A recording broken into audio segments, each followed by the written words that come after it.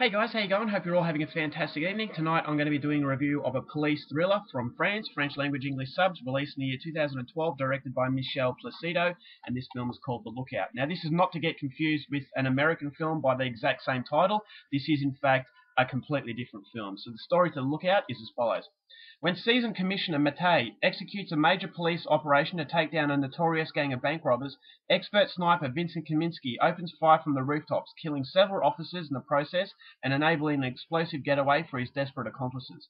With the heist compromised and one of the gang members injured in the hands of unorthodox physician Franck, Mattei launches a large-scale manhunt, doggedly determined to bring the robbers and the conspiring sniper to justice.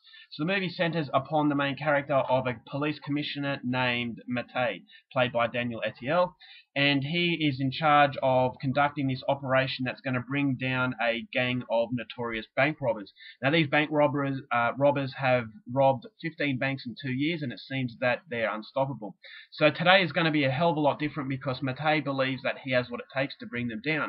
Things are going very well in the operation until a sniper, played by Mathieu Kassovitz, opens fire from a rooftop, allowing the gang to escape, and in the process injuring and killing some of the police officers. So Mattei is furious at this, and he wants to know the identity behind the sniper. And it turns out to be a lot more going on, and there is a lot of hidden truths between the gang robbers and even the police commissioner and some of his men. So what happens at that point on, and whether or not this sniper is caught, that's something you're going to have to find out for yourself, because that's as far as I'm going with my synopsis.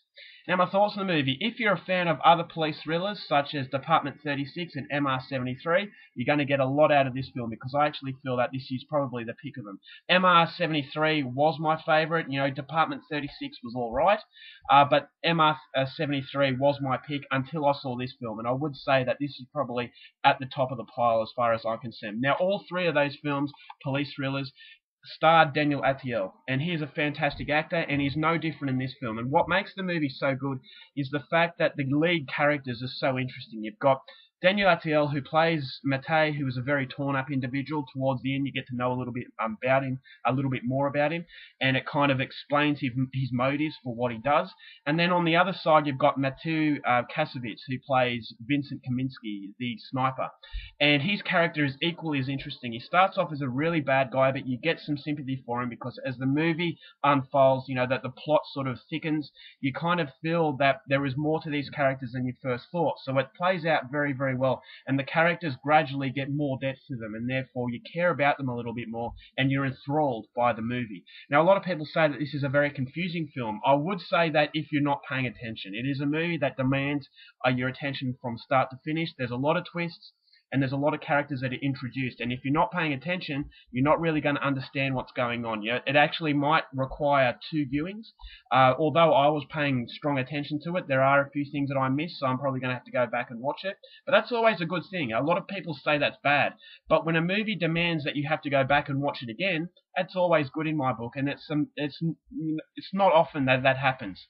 And for that to happen in this film, I thought, yeah, on one point I can understand why people would get disappointed, but on the other hand, it does require multiple viewings. So you're going to pick up on things that you missed the first time. So the movie has a lot of depth, and I was expecting something that was, you know, much less than what I got.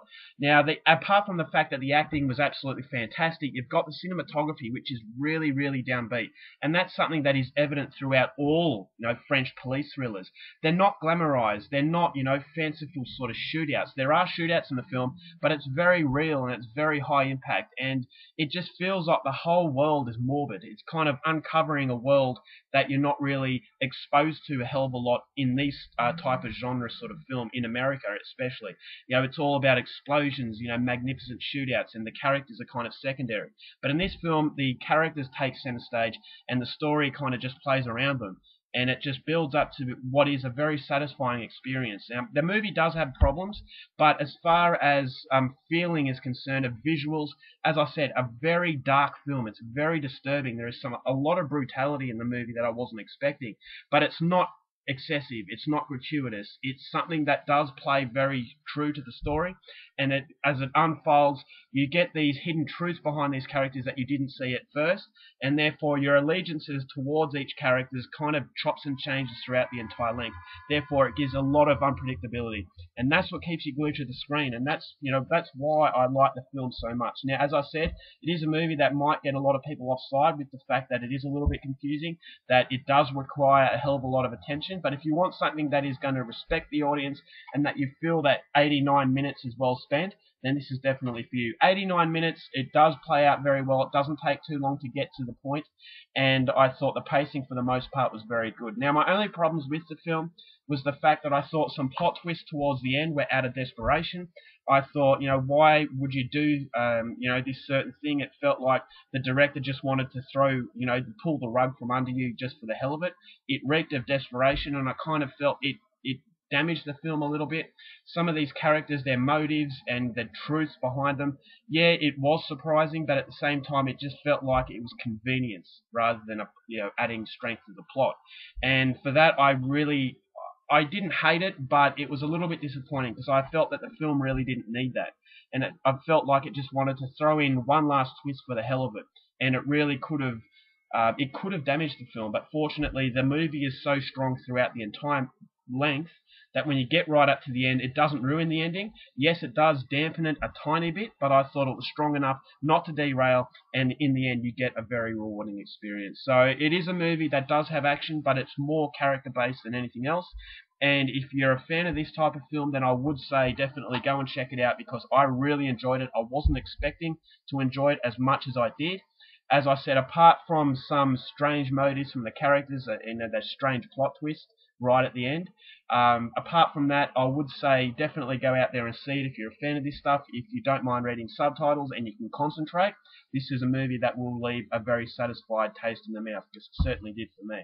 So overall, I'm going to give it 4 stars. 4 stars because, as I said, it does have slight negatives, but fortunately, the positives far outweigh them. So 4 stars for the police thriller, The Lookout, definitely comes recommended. Alright guys, that's my review. Hope you enjoyed it. Till next time, keep watching movies, and I'll see you later.